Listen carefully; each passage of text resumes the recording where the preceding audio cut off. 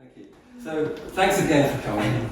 And just to give you a little bit of context, the last few years I've been publishing records, video albums. They're kind of conceptually based on vinyl albums. So there's a cover, this is a cover, and I've done 7 different albums to date.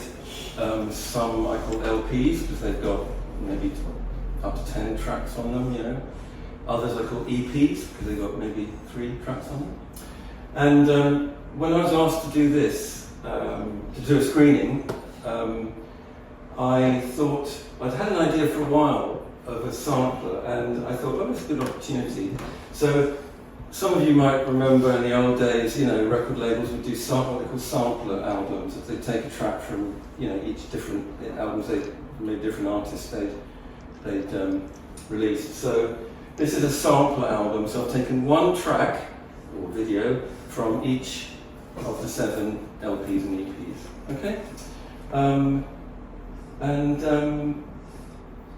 that's it really. The other thing I should say is that on these LPs and EPs, I've also taken the kind of form of what used to be called liner notes, which is a little bit of text to go along with each track. And so, as I took one track from each album, I took the corresponding liner note and adapted a little bit for this. I also adapted the opening track for this event, so it's a little different. But that's probably enough introduction. And so, yes, I hope you enjoy it. Thank you. Thank you. Hello, I'm Matt Hale, and we're at Danielle Arnaud Gallery, and I'm talking to Mark Dean, who's just shown us Sampler, which is a selection of tracks, you could call them. I'd rather you told people what they were, or what it is, and how you came about choosing that group. Well, choosing the group, really, I'd had this concept of one from each album, so, you know, that for this event? Is Sample exist for this event? Sorry. Well, I'm going to publish it probably tonight. In fact, I've got some. One I made earlier. Well, they're little sort of. I don't know. So you can have one, and so it'll be online. So it's not just for tonight, but it was. I had the idea for this for a while, but I hadn't made it, and right. So I responded to the invitation. But Sampler is a selection of tracks, as it were, videos from what you call LPs and EPs, yeah. and they video albums, yeah. One has been taken from each album. Yes. Okay. Yes. So that's, but the actual sequence was just done kind of curatorially or just. I was going to say, I would find it very hard to select from. Yeah. You've got a lot. I mean, to choose from. Yes. And that's just from the albums, because you've got films from before. But then the thing is that it's a continuation of the process of making each work in the first place, because I sample from, you know, the world. Sometimes I film, but even that sampling, I think photography is the form of approach. Well, I was going to ask you about that, because you use some of your own film. Yeah. So, for instance, the children in the fountain, yes. I believe you filmed on the South Bank. But others are definitely either historically well-known films that we would recognise, and some are ones that, unless we're film buffs, we wouldn't necessarily. And then we talked a little bit before about how if you were just shown these films with no notes, the videos. These videos, you would probably be perfectly happy just to see them without knowing their origins, and you know, it's like saying, well, I look at the collage, but I actually don't need to know which newspaper, which paper came from, what day, and what magazine. Partly I will intuitively know because of just absorbing so much stuff in our lives, but also they work. Well, I'm going to ask you, really, what's your position on this? Do they work fine without us knowing the origin? Because you've written quite detailed notes about like which songs are used, which films. Firstly, there's copyright legislation. So it's incumbent incumbent upon me to acknowledge the sources. So that's number one. I need to do that anyway. when you show the works. Yes. Okay. Yes, because it Does it help you not get? it's. I think. Well, everything's. I could be. I mean, it has to be tested in court, but there is copyright legislation which allows artists to. They call them pastiche, to make pastiche artworks.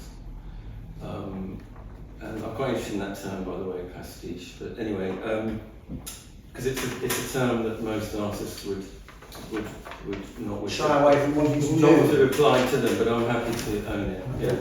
So just remind us meaning. Pastiche, well, it's from the Italian pasticcio, which is a sort of mélange, but it basically means mixing different styles together. But it's usually used pejoratively, like Yes, to no, say sure, artist is and kind of you're not. copying. Yeah. So. But you're using it seems to me as if what you're doing. I mean, my initial impression, just having seen those films, is the videos. I don't know if it's called films or videos, by the way. Is that it's like cinema being taken apart. Yes. I mean, either it being the subtitles being flipped, Mhm. for instance, or the layering, the offsetting of things, Mhm. repeat. I mean, how do you describe what you're trying to, your overall kind of approach to cinema as being? I mean, is it? Well, I still call myself a video artist. Right. I don't know if that's a thing anymore because of No. digital convergence. Yeah. And so this question of film or video, they're pretty interchangeable now. And I'm people don't saying really talk about, they say film for moving, film means moving image now. Because of Right. course, if you go to cinema, you certainly see it's projected digitally, almost always now, Yeah. and it's also shot digitally. So technically, it's video. But of course the quality, when I started out, video was very different. You knew very quickly the difference between film and video because they were materially different. Now it's changed. Because you're drawing on what were films.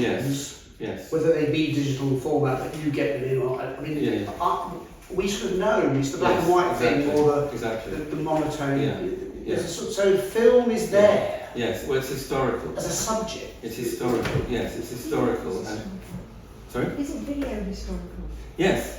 Absolutely. Well, there are layers. So There are they're layers. I mean, of as I said, time. arguably, Because you Sarah, said music video, but they're both historical, video and yes, cinema. and arguably video is more historic. People tend to use film maybe because it's just used a lot in terms of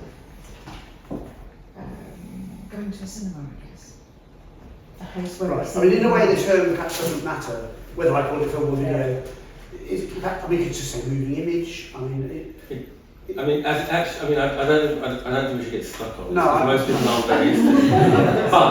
But I'm trying to. no, I know. But you know, for those of us who do, it sort of does matter. And there's a seminal video artist called David Hall, who's no longer with us, but he insisted on the difference. He absolutely insisted on the difference. And I think that although I'm very interested in although they've converged, it's a bit like other art forms that kind of, that sort of didn't quite converge. But like, when we started out, Matt, in the 90s, it was multidisciplinary. People would come out of courses that were no longer media specific, etc. Yeah.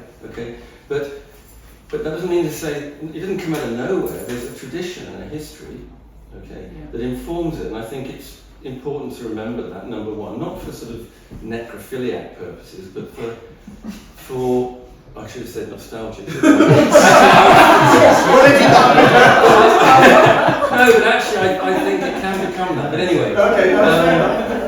no, but for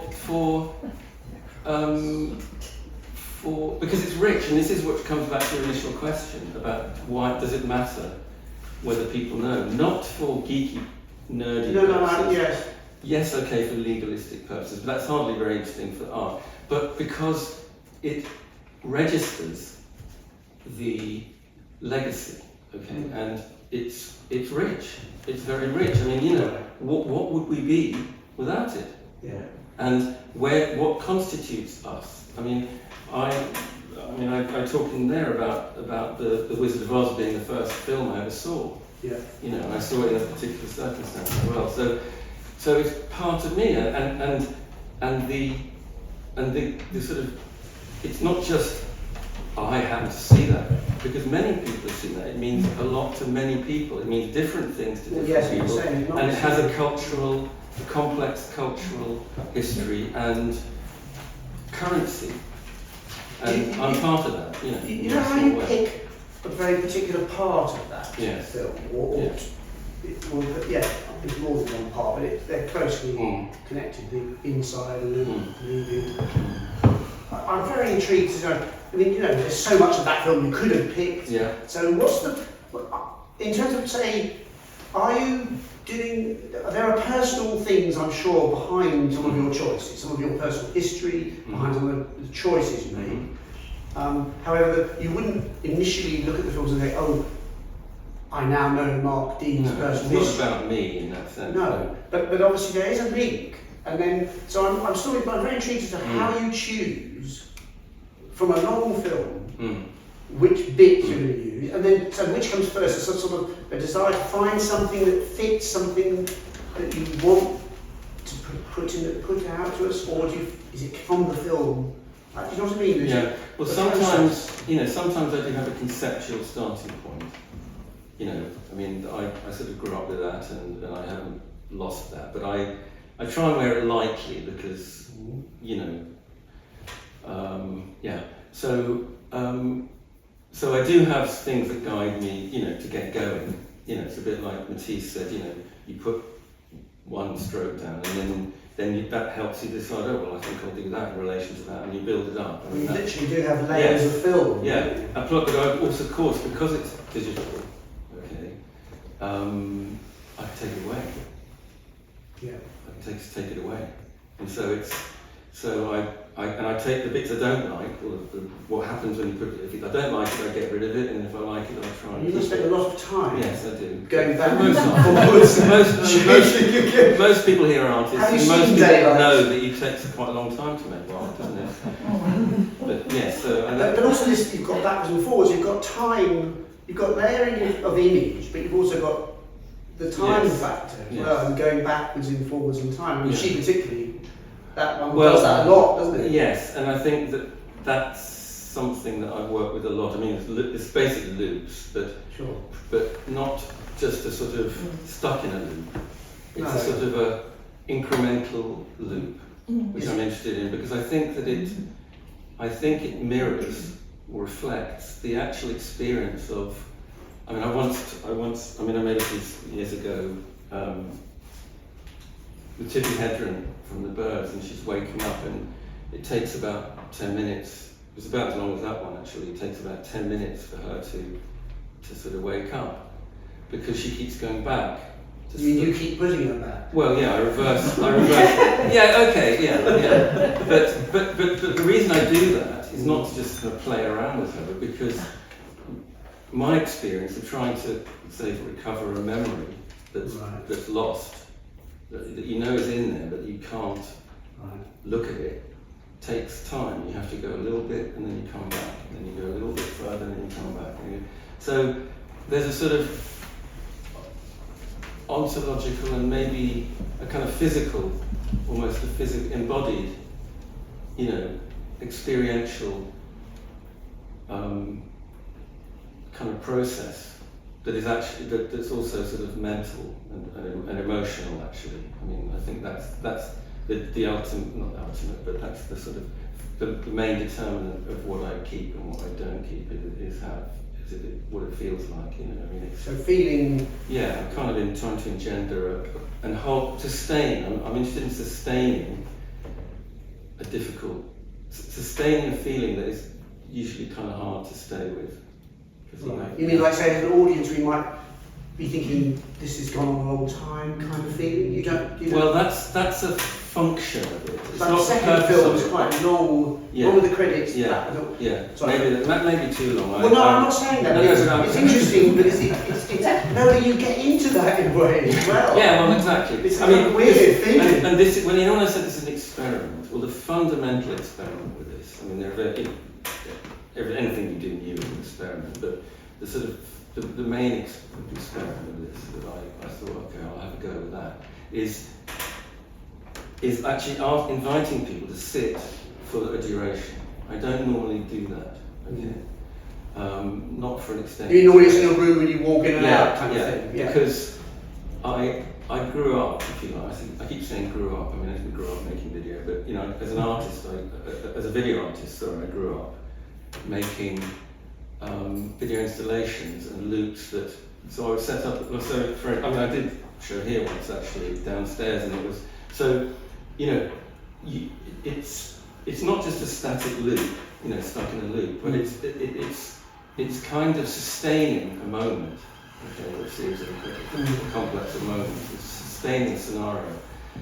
And you, the viewer, so to speak, just needs to decide how long you spend in front of it, which is actually what you do when you look at a painting or anything. And I think it makes a huge difference if you choose to stay than if you made to say. This comes back to the cinema. If you go to the cinema, you buy a ticket, and you kind of expect to be entertained, even if it's not a comedy. Yeah. You know, you expect to be enabled to stay for the duration. Whereas with art, it's kind of different because people have different attention spans, and also, more to the point, see more or less, are willing to see more or less, are willing to go further or less in their mind with it. And so someone once said to me, you know, the thing about your work is that it's, they're talking about a sort of looped installation. There are multiple loops. But they said, you know, first it's interesting, then it gets boring, and then it gets hypnotic, right?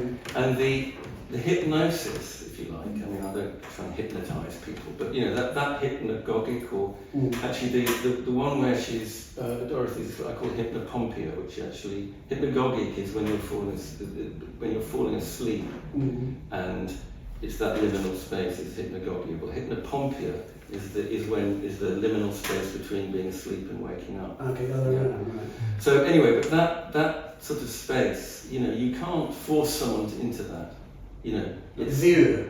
Anybody, because you know, you can't stop someone waking up. I mean, you can knock them out to they're kind of unconscious. But to sustain someone in that liminal space needs their So are you related to the viewer? They have to have agency, okay? And so therefore, when I make a screen like this, I you know, I've had to, and that's what determines the sequencing. So I'm trying to maintain that sort of the agency that you have to choose to stay with it, without being just too much entertainment. But you can see there is some, you know, I sort of changed the rhythm and stuff. So could have been more boring. Thank you. I'll take that as a compliment. It was mental.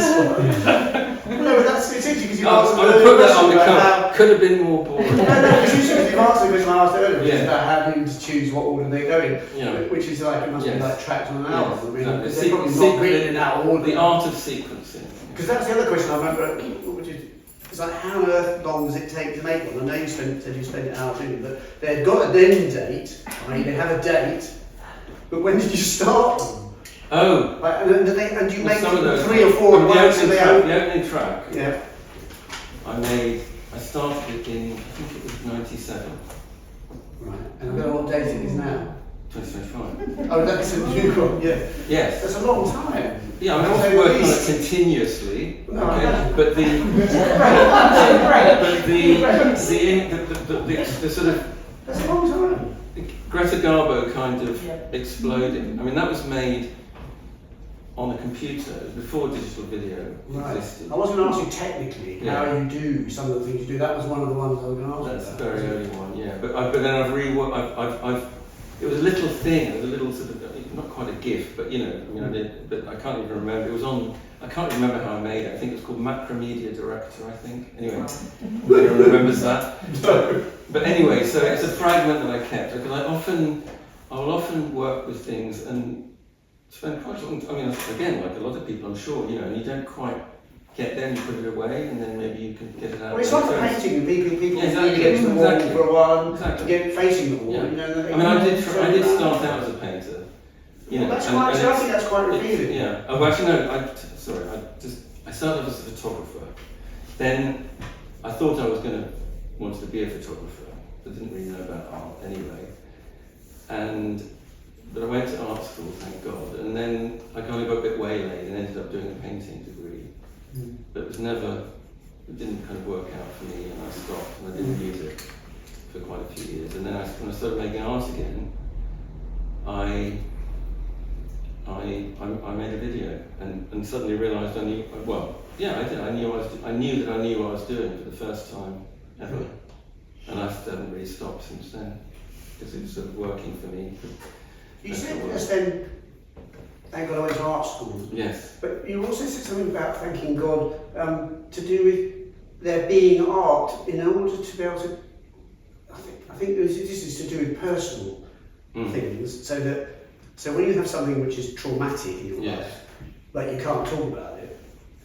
I'm kind of quoting you on this, really. Yeah. You were able to use art as a way of it coming out, but not absolutely. being public. Yes. Is that something Yes, reasonable? and I think many people do that. I mean, many people do. So some of this work we're looking at, when I was trying to find, so I'm trying to dig about whether it's how metaphorical is it? How personal are the metaphors, or are they not metaphors? Are they some of them quite direct references to? Because obviously I'm not getting specifics from the film. No. Well, very good question, and I think I reiterate, it's not about me in that sense. This isn't this isn't a self-portrait. I mean, I did do an album called Künstlerroman, which is kind of the portrait of an artist. Is that when you're little young boy's face? Image on the, no, maybe not. On the cover. Yeah. Yeah, well, I'm sort of late 20s. That's right, yeah. Yeah, exactly. If only. Relatively, yeah. Yeah, cool. But I think, I used to make work, like exactly as you said, because to work with things I couldn't talk about. Right. And in the intervening years, I've learned, and one of the reasons I couldn't talk about it, I couldn't remember it. That's swear there, I couldn't remember it. It's driving me crazy. Right. So this recovery of traumatic memory is sort of, is something I know a bit about. Yeah. But I know I'm not the only person who knows a bit about that, right? There's a lot of it about. A lot of people have experienced. Most people, everybody, actually, come down to it. But you most of us, me definitely, don't go there unless I have to, and I found I sort of had to. Okay, and I've learnt, because I did it through art, and this comes back to your question about thanking God for, I thank God for Joseph Cornell. Yeah, for a few things. Yeah. Joseph Cornell. Well, Joseph Cornell he made the first appropriation. Well, it wasn't a video; it was a film. But he made the first appropriated film, Rose Hobart, which is one of the greatest works that I've ever made. And so expression through appropriation, and obviously Duchamp is the sort of king of appropriation, but I don't get a lot of feeling from it. I mean, it's great and everything, but I'd rather look at Joseph Cornell. Okay. And because I feel more and I understand less, this is enigmatic. I mean, one of the reasons Rose Hobart is so great is because I still don't know what it's about, except it's about Rose Hobart, the actress, who he basically takes this film and he just cuts out all the bits that she's not in. Pretty much, and he puts a couple of little things in, and then he played it in a gallery in New York in the 30s. And the soundtrack was, so it's a film, and the soundtrack was, he just had this sort of samba record and he just kept playing a couple of tracks over and over until the film ended. But it happened to be when when the Surrealists were in town, and Salvador Dali came and saw the show, and I don't know if it's an apocryphal story, but he knocked the projector over and said, "You've stolen my, I wasn't going to make that film, you stole it from my mind. That's my film." And poor little Joseph Cornell, you know, well, he wasn't little, he was a big man, but he was a gentleman, you know, and imagine. Anyway, I digress. Shall we see if we can steal some questions from people's minds? Does anybody have any questions they'd like to ask? Mark? I just, could you say a little bit about, in the Wizard of Oz one, about the fireworks? Because I happen to know where you filmed those. And Okay. I So think you it's worth filmed the mentioning. fireworks The fireworks, yeah, so the fireworks are in pretty much, yeah, they're real time, and there's no edit, so that was, Eric and I, we were on So that's the length of the Isle of film Wight. you made, right? Yeah, I mean, we were on the Isle of Wight and there was just a firework display over the sea, and I just filmed it on my phone, just a bit like Nick's filming us now. And yeah, so it's kind of, but I mean, actually, as I said, I saw The Wizard of Oz. It was the first film I ever saw. I think perhaps the first moving image I saw, because there's no TV. We lived in West Africa at the time, in Ghana, and there was no TV, definitely. And but whether I'd seen any TV before we went out, I don't know. I was very young, maybe 4 or 5. Where were you?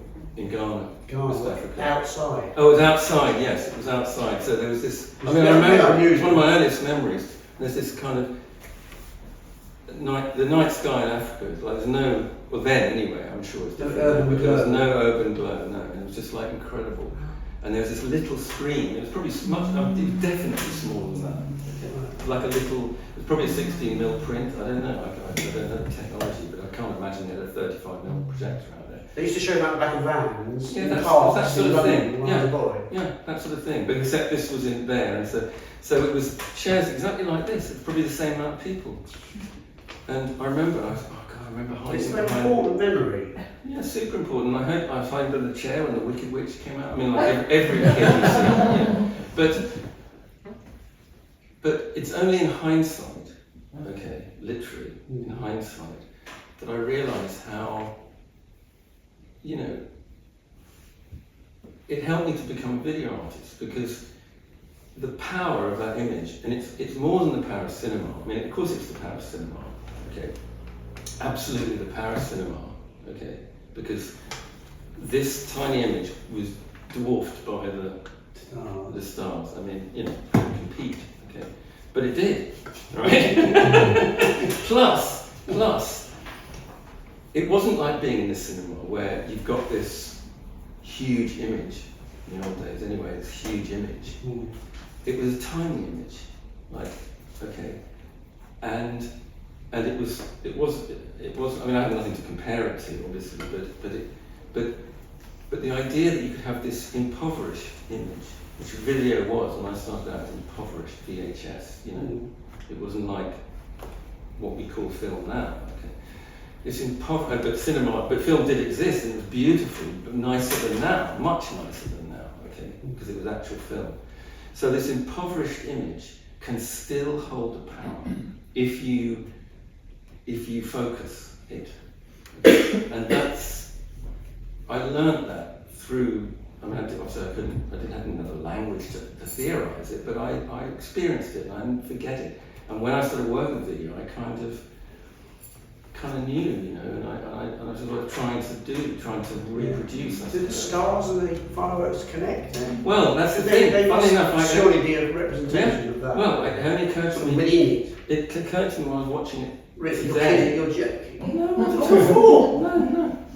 Gee. Well, okay, that's thank you for the question. But yes, no, I realised. But that, you see, that's another reason why the writing is can be helpful, because Right. I decide I need to write something. Okay, I mean, I could talk about When it's finished, you mean? Yes, definitely. I can talk about why I decided to do that, but it may not be very interesting. But I did decide to do that, and but then I realised, I could write a sort of. It's not like it's a revelation to anybody else, but like to me, it's helped me to, because I wrote that about the stars in relation to this piece. Mm. Okay, because I can talk about that story in relation to all of my work. Sure. So, but in this piece, I remember, yes, of course, it's a primal scene. Yeah, it's like Dorothy and the stars. You know. Homage to. I'm How are we doing? How are we I doing? think we've. Yeah, we've got one question over here. Yeah. I had a question about the soundtrack and, Yeah. and how it, I guess similar to your question about how you choose the bits of the film, but how do you choose that? How do you make it? And how do you choose how to kind of deal with it? Well, often I start with sound. You know, that will be the starting point for a piece of work. I'll hear something and it'll just like, you know, when like visually something's kind of catches your eye, glimpse, and you go, oh, you know, and then maybe you want to draw it or something, you know, or you want to take a picture of it, you know. There's an oral version of that, you know, if you're listening to it, you know, it's just like putting it on, just that bit again, you know, and looping it really, and then of course it gets boring, and also it's like I want to keep this going and it not be boring, because it becomes mechanical and then it loses the, you know, the more it becomes something else. And there's a way of working with that, and artists have done that, lots of artists have done that. Mark, do you generate your own sound as well as using existing sound? Well, very occasionally, less than I generate my own images. But I mean, obviously, everybody knows. One of the things I've done is I've applied sampling and minimalist, you know, loops and phasing techniques, etc. So musical techniques to video. That's one thing I've done. I've sort of nicked techniques and applied them in a different way. But just to your specific question about like which bits of music,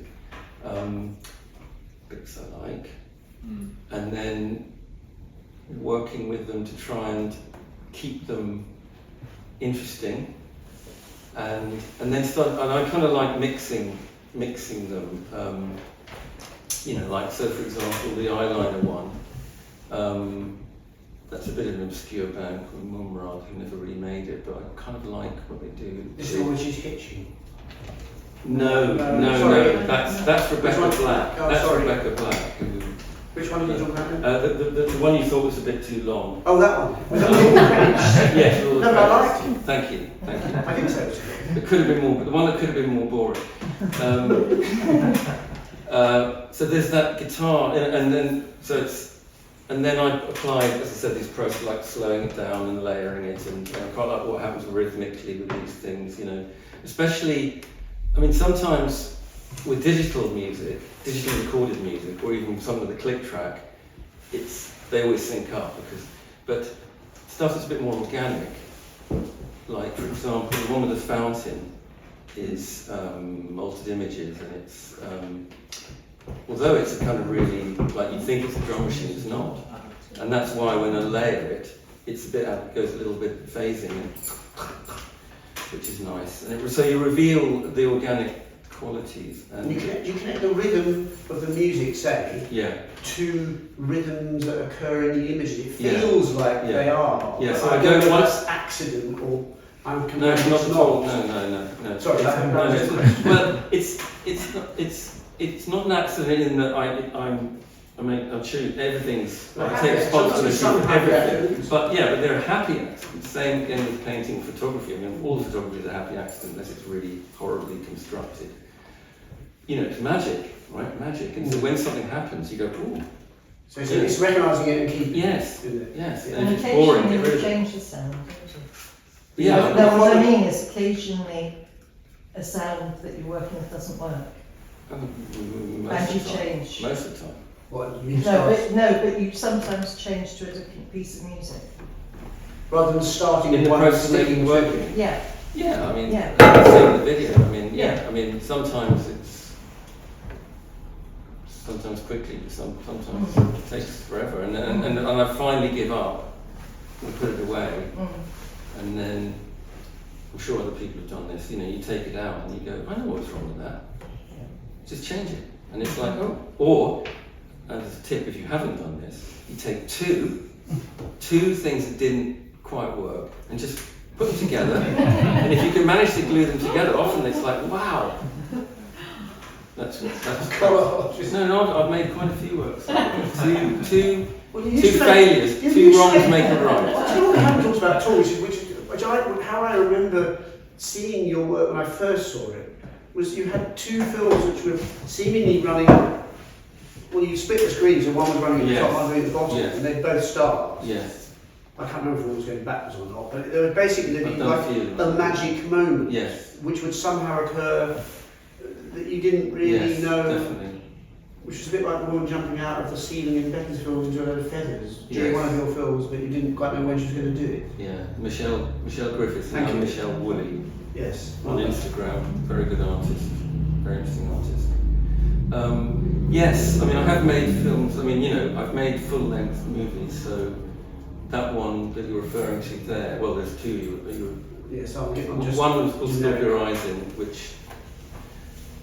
And the other one with Michelle. Right. So that was a picture of Dorian Gray. Oh yeah.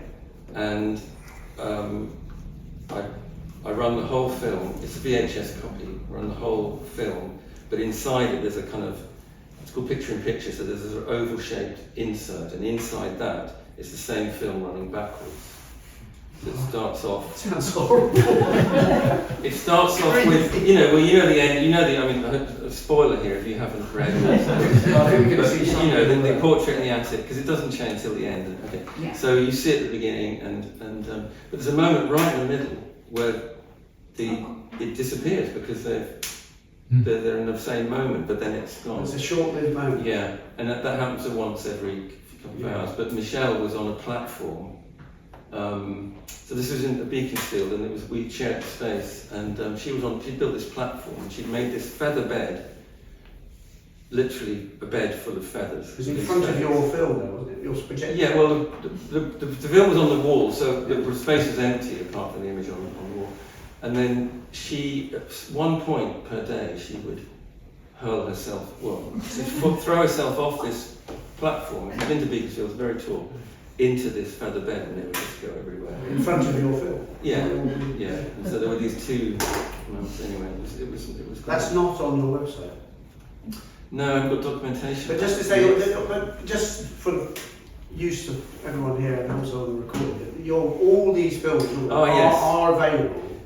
Yes. Am I right? So which I think is a bit unusual, because a lot of artists they will not put their work online. I know. And you can't watch it. I know. Well,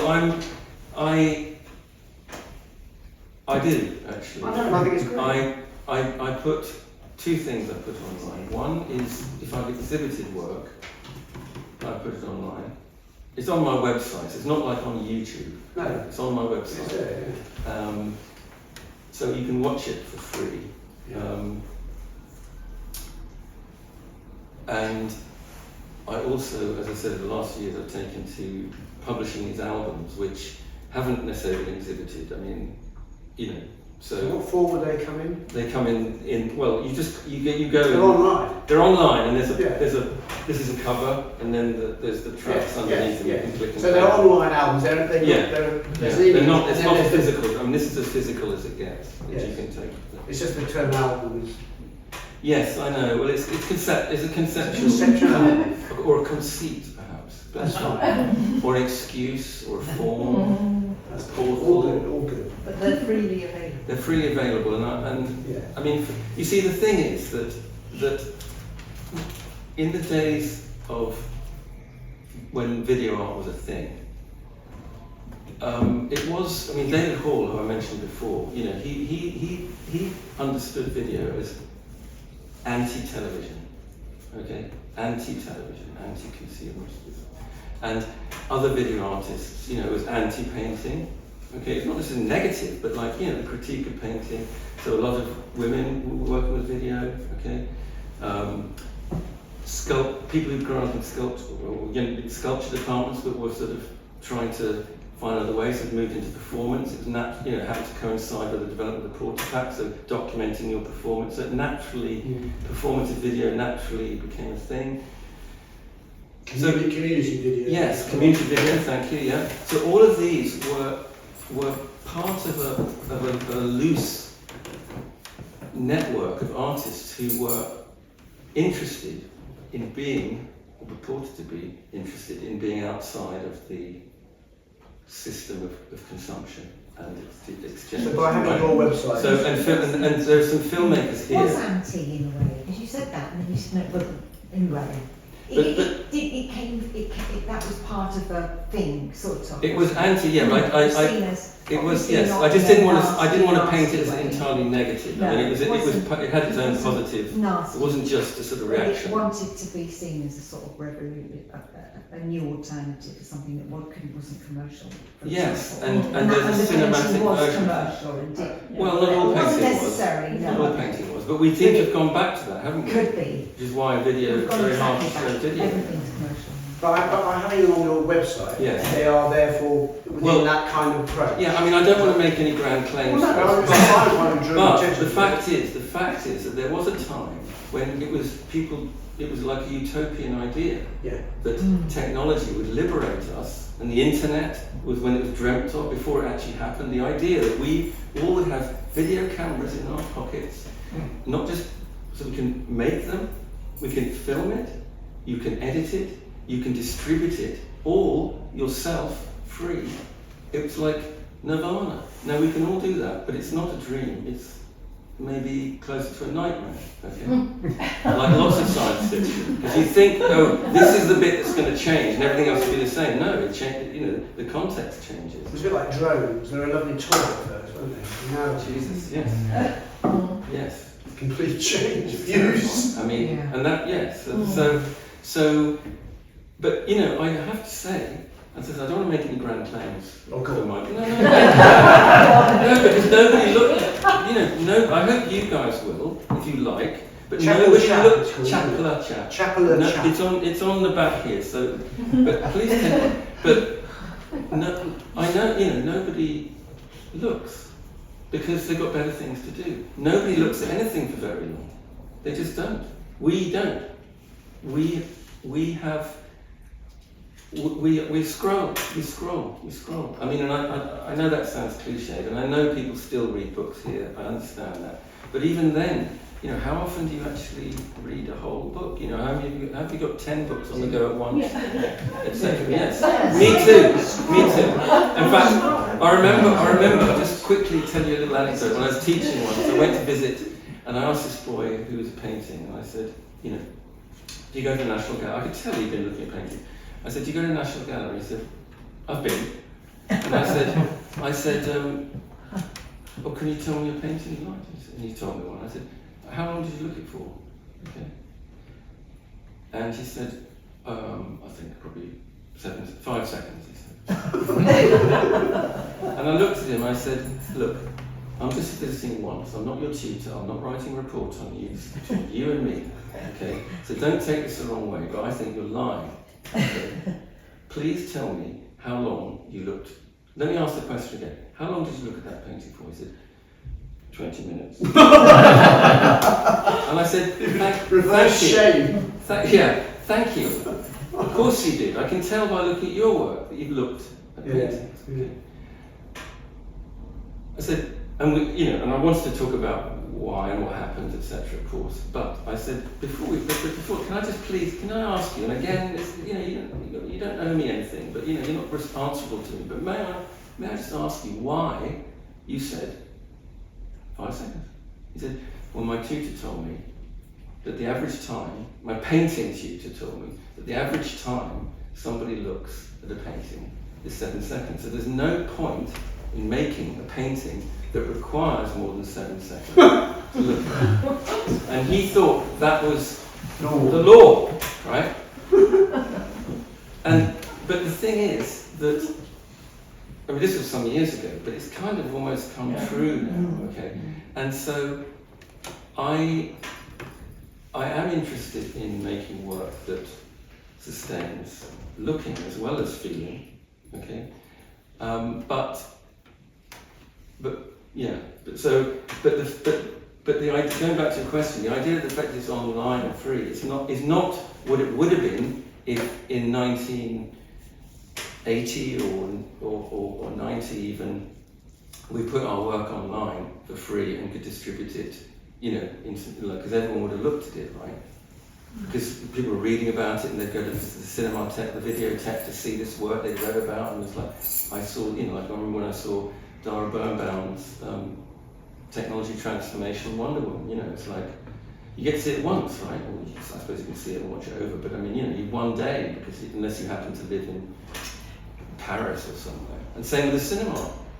How often do people would go back and see the same film, but even then, it's not like having the DVD. Now we can watch it, we can sustain looking, but people sort of don't. Can I just ask a question? You're speaking, I think now, sorry, I'm quite tired, just about the time length. Isn't the issue of whether one's isolated or whether one's in a shared space somehow That's a a significant element where very. one can also, I end up chatting with people often about what I'm seeing or having, In the cinema? No, in the gallery. Oh, in the gallery, yes. But if it's a cinema, yes, I do. If it's BFI or something else, yeah, we come out and we chat. Afterwards. I mean, the films I It's go communal, to, exactly. it's conversation all the time. Yeah. There's always someone at the end to talk, to listen, to talk. I'm going to... And listen. And that's where I go, whether it's a cinema or Yes, a that's gallery. very And important. that's always there, Yeah. the conversation. Yeah, well, that's what we're supposed to do here.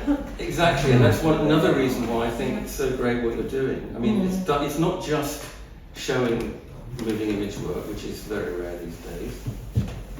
It's the communal space to do it, and with a conversation which is a facilitated, it's open, I hope, but structured structured conversation.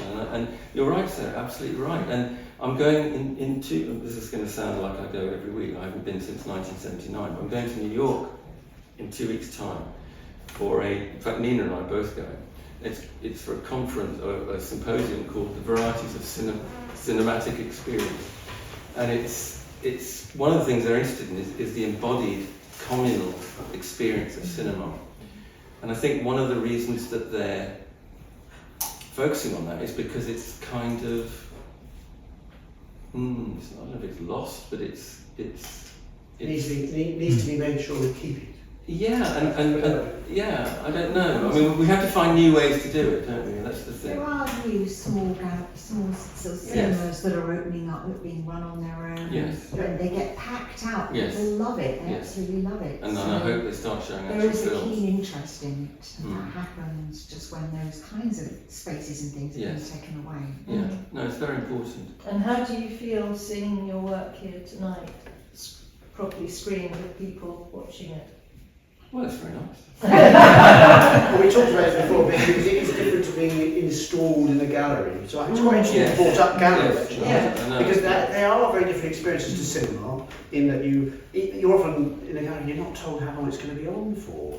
Actually, Which I find very frustrating, because I walk in and also I've noticed a lot of, without mentioning any particular artist, there's a growth of narrative film in galleries, which I find quite curious, because it seems to me they're much more suitable to, the cinema, the television, whereas the gallery is surely the place which can accommodate more unusual approaches, such as Conceptual, box. abstract.